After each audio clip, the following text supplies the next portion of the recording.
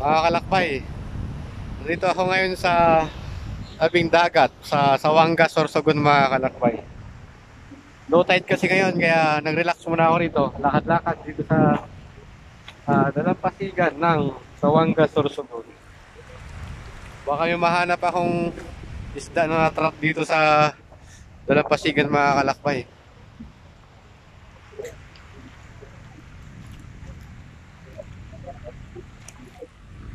Ay, wala pa ako nahanap eh. Padilim na. Saka pumapasok na rin yung tubig dagat dito. Pa-high tide na rin yata to.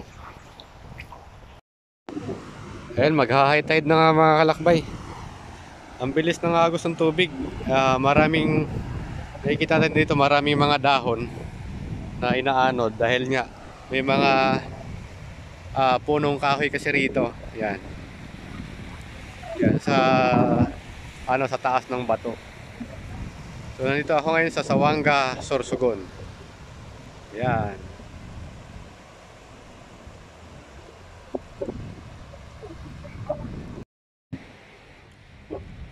Habang naglalakad-lakad ako ito mga kalakbay, kanina pa ako rito, wala talaga ako nakitang shell o isda o ano man dito sa ano na to, sa area na to, sa dalampasigan ng Sorsogon. Yan.